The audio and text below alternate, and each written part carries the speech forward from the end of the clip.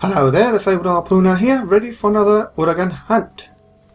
Weapon class this time is the Heavy Bowgun, and the weapon of choice is the upgrade to the Spheniscine Ruler. Armor set, the Diablos. Gunner. Skills. Have activated Speed Gather, Piercing Shot Up, Tremor Resistance and Critical Eye. The last three from the armor itself. This has to be gemmed in combination with the talisman that I'm using. It's a precision talisman, +4. The reason for that is because the armor set actually has a negative precision skill point, which generates deviation on any gun that you have. Worsens it on guns that already have it, unless they're already on high. Don't believe they can go any higher than high. But basically all low deviations will become high, and any no deviations will become low deviations to both left and right. So it's not a good skill, negative skill to have around if you can prevent it. And I can, because the precision talisman has a slot. With that slot I managed to put in the Speed Gather, mostly because I can't think of any other skill that I want to use here, mainly.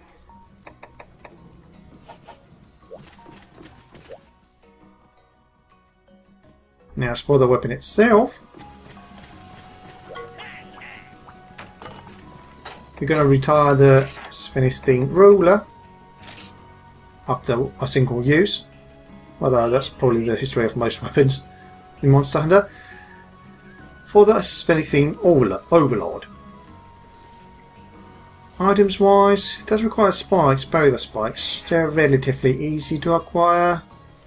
Average, I would say, more than anything. Comparing both weapons, it appears there's only a small raw increase, but you need to take into account that my current Spheniscine Ruler has a power barrel, so once I attach a power barrel to the Overlord, it should be a bit more significant. Better level or 2 maybe in power.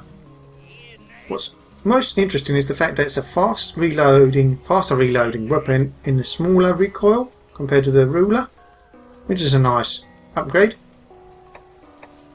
Ammo types, they will remain the same, it's just the normal shots that increase in their clip capacity per reload, essentially. 1 extra round for both normal 1s and 2s, but the rest pretty much remains the same. Adds an extra crouching fire in the form of piercing shot level 1.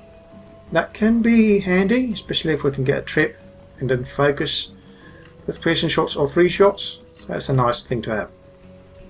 And since this arm set is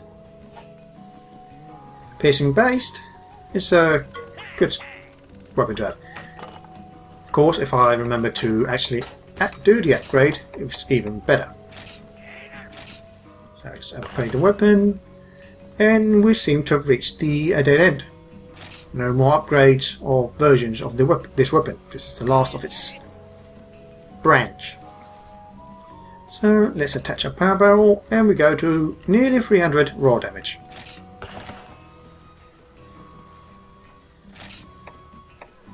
Did we? Oh right, here you can see there's no affinity out here, and in CS you can see the 10% affinity in green because it's applied from the arm set. Ammo wise, not much variety. Normal 2s, piercing 1 and 2s, water and 3 shots, both. Water should be most effective, then freeze, maybe dragon, but I can't use that. Sleep, it's the Uragaan. I can put it to sleep with enough shots. It's not easy, not an easy task. Probably won't need it if I'm using water shots and piercing shots as well as shots to the chin. So I might not need to use the barrel bombs. Anyway, I'm bringing extra ingredients for the sleeping. It's always nice, and since it's a status that's there, I'm going to try and use it. Okay, fresh items. Got these 2. Hardcore temper. I want to avoid temper since I don't want to reactivate the deviation. Combine high and low. Then master acrobat. Firewalker and Combiner. This is nice to have because since I don't have my heat protection anymore, walking near lava will damage me, even with cool drinks. and combine a low. Well, that's a nice to have. If I get it, I can just put away the books they have for combining.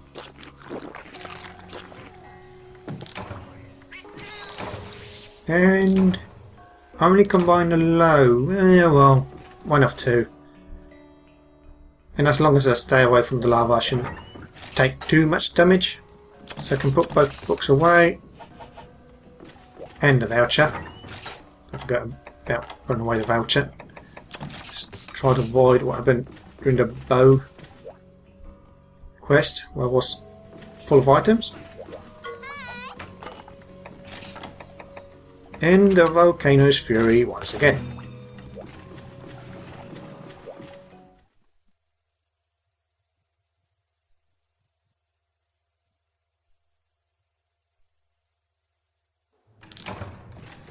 So this time I'll probably go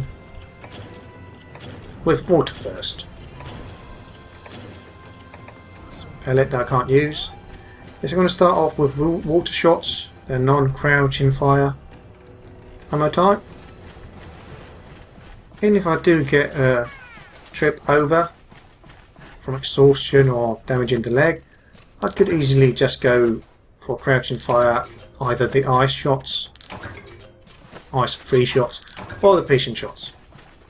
And no Hercodromes there either. On top of that, or let's get the paintball shot out. And as well as a cool drink for when we enter the next area.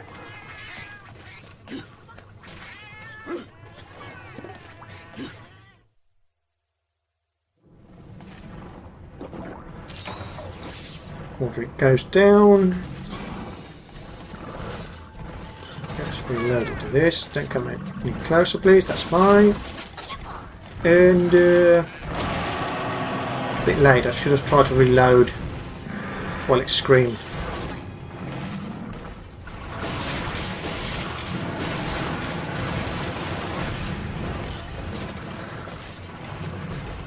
Turn around and more for the check.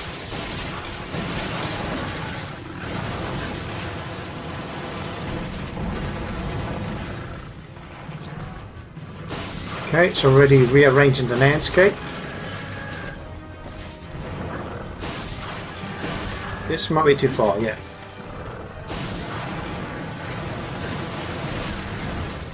Well, it's actually too far after the flinch to the chin, but that's good because that means, oh, don't want to be missing like that. I've been doing damage to the chin. Will you stop moving like that, backwards and forwards?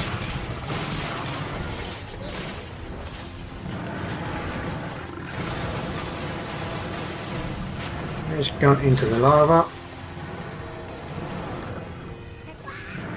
Oh, rather avoid that. Nice, avoided that. Probably would have gotten hit to the gotten hit by the tail. That was an easy break. My goodness. What did it take? Roughly what? 20, 21 water shots? Less than that because I missed a couple of them. That was an easy break. I'm guessing water elemental damage is the best way to go for the chin. Nice dive it there in time.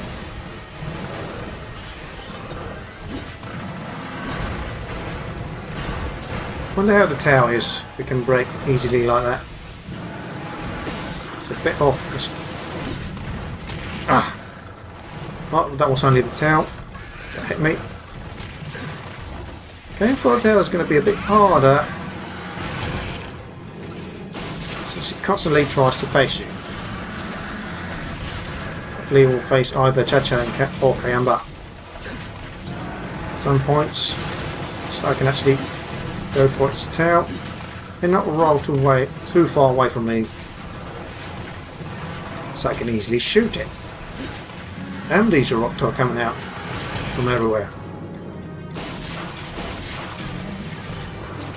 I might switch to ice shots. Oh no. Or piercing. Probably piercing will be better. Saw that attack coming but I didn't react in time. Okay, poison. Wait, poison? What did I say? Poison. Can't poison you, can it? That's just sleep gas. Which, by the way, do I have any drinks? No, I've completely forgot. There.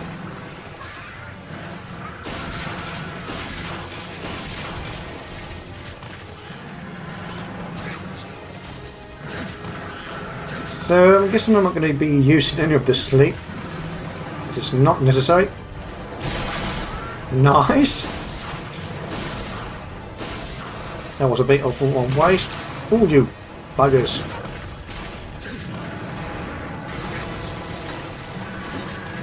Still trying to go for me, these are.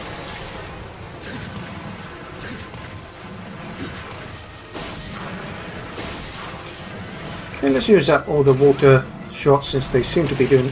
What the... Ah, spouts. A dangerous hazard in this area.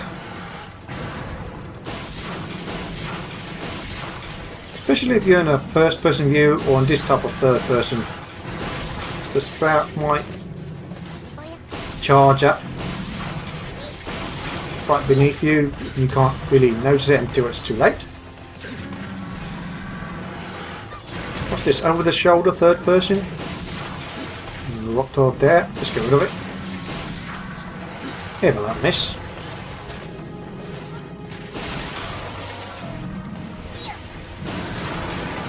No! Wrong way to roll. At least that caused it to trip. Can I mine it? Probably just once, so I'm taking a bit too long. Yeah, once. Nearly a second time, but only once. Wow, water shots really hurt this guy.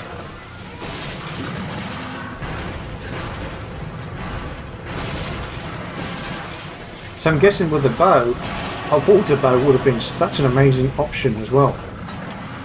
Let's go for piercing level 2, see how the recoil works here. Much better than last time.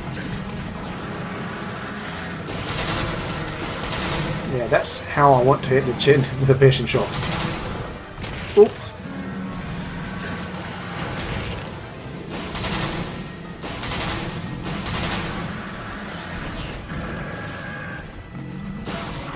No. It's moving away. Maybe I should focus, yeah. Try to remember to do crouching fire once it trips over.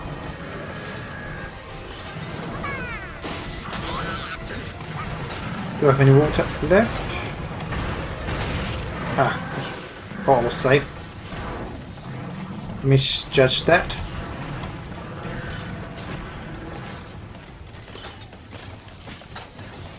Okay, let's go to a safe spot.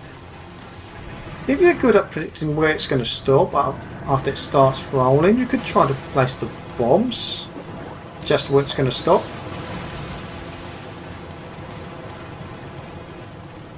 But since it can take two different paths, it's a bit risky and you really need to have it pinpointed. Exploit it. Yeah, thank you Bernabra for being a pain in the arse.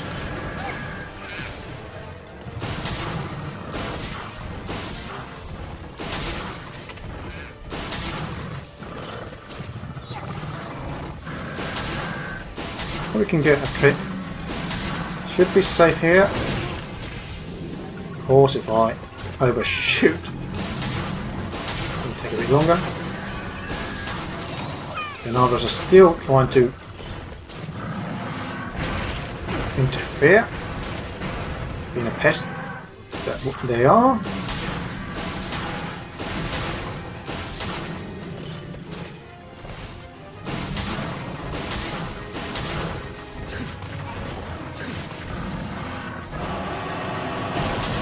Thank goodness I wasn't close enough for that broad to catch me.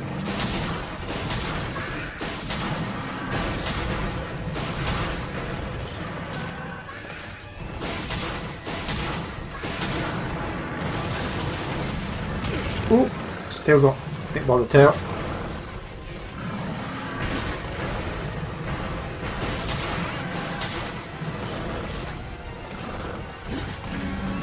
Oh! Didn't roll far enough or fast enough.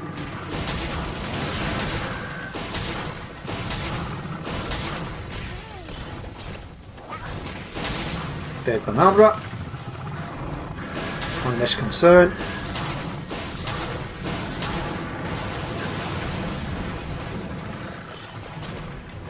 Should probably change shots.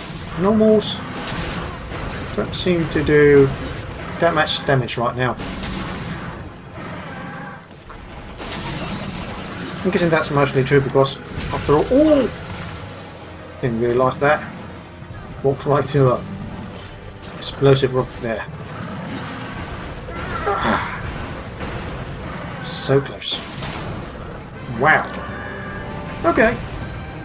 What's time? Just barely over the 10-minute mark.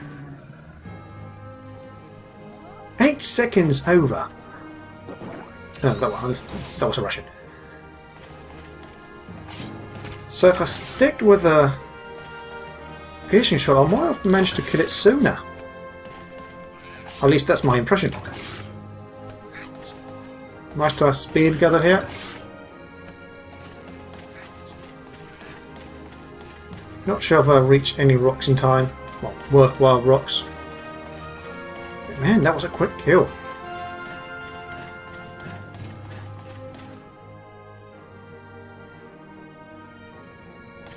So far we can tell that the Uragaan is a good target for water elemental weapons. Particularly if you want to actually achieve all the breaks. However, for the cutting of the tail, you pretty much want to go for high, raw cutting weapons. So it's a bit of a balance. Okay, jaw from the jaw break, scale from the tail break, the mystery charms, shells, scales, and more scoots. Flame aura +5, that's okay. Gluttony +4, I believe I have a +9, so I'm not going to take it. Sometimes I do remember what talismans I have, and other times I don't even record that I got a better one in the previous quest.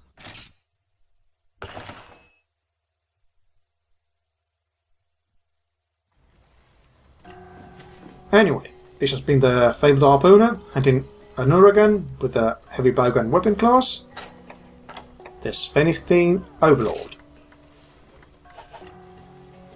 An amazing weapon actually. Hope you enjoyed the video, see you next time, and good hunting.